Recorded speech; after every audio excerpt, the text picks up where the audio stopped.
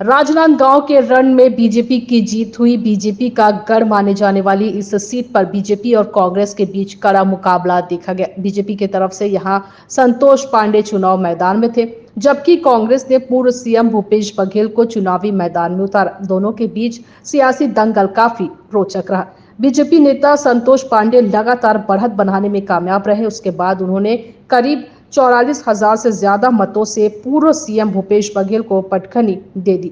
हमारे संवाददाता ने संतोष पांडे की धर्मपत्नी रेखा पांडे से खास बातचीत की। देखिए कवर्धा से डॉक्टर मिर्जा के साथ मेघा यादव की रिपोर्ट। नमस्ते मैम। सबसे पहले तो न्यूज़ प्लस 21 की टीम की ओर से आपको बहुत बहुत बधाई। बहुत बहुत धन्यवाद जी मैडम, जनता ने संतोष पांडे जी को पुनः सांसद चुना है, इस पे कैसे जनता को आभार व्यक्त करेंगे? जो मतदान करते हैं, मतदाता जो हैं वो देवता तुल्य होते हैं और उनका निर्णय सर्वधार्य होता है। शीर्ष नेतृत्व ने जो निर्णय लिया और हमें दोबारा मौका दिया, उसे हम साधुवाद धन्यवाद करते हैं। और संगठन की कुशल रणनीति के द्वारा जो हम कार्यकर्ताओं के द्वारा जितने भी अपनी महिला कार्यकर्ता बंधु हैं, हमारे साथ भाई बंधु लोग जो चले हैं और उनकी जो मेहनत है और संगठन की कुशल रणनीति जिसके द्वारा हम चुनाव जीत हासिल किए हैं, वो भी जो पूर्व मुख्यमंत्री जिन्होंने हैट्रिक मारा है, 3 बार लोकसभा चुनाव हार के हम उनको हरा के जीते हैं।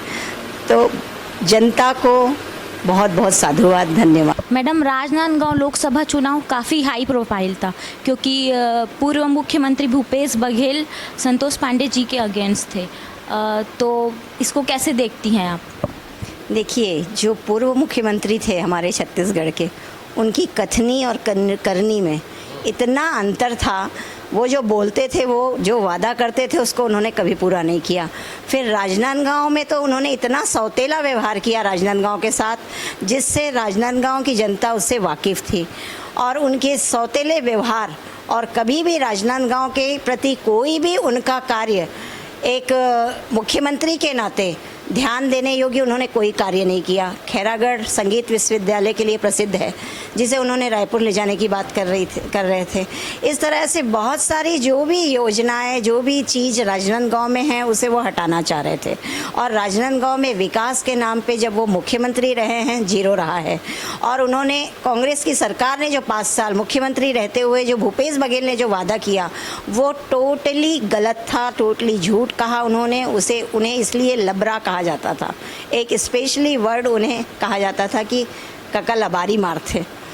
तो उसके बाद वो जो भी वादा कर रहे थे कि साल भर में हम 1 लाख रुपए देंगे करके, पब्लिक उसको नकारी है।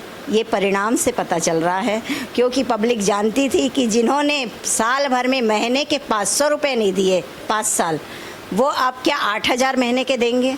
तो उनकी इस बात को भी नकार के पब्लिक ने, और उनका जो भी राजनांदगांव के प्रति सौतेला व्यवहार था, उसका परिणाम ये निकला कि हमारी जो वोटर है राजनांदगांव की, वो परिणाम में उन्हें बदला दिखा दिया। Thank you ma'am. मैडम, वो सब तो ठीक है, लेकिन ऐसी क्या खास बात है राजनांदगांव सांसद संतोष पांडे जी में कि जनता उन्हीं को चुनी? सरल व्यक्तित्व के धनी, ये मैं सिर्फ पत्नी होने के नाते नहीं कहती, आम जनता उन्हें सरल व्यक्तित्व के धनी, जैसा नाम वैसा गुण, ये कहते हैं। और ये कहते सुने गए हैं सभी आम जो जनता है। और साथ ही संघ के तृतीय वर्ष शिक्षित, संगठन के कुशल कार्य करने वाले, और उनकी जो कार्य क्षमता है, जिसके कारण जो हमारे शीर्ष नेतृत्व ने उनको जो आशीर्वाद दिया, जिसके परिणाम स्वरूप उनके आशीर्वाद और संगठन की कुशल रणनीति और कार्यकर्ताओं का साथ, इन सब के साथ हम ये जीते हैं। में जो अंतर वो दिखी है।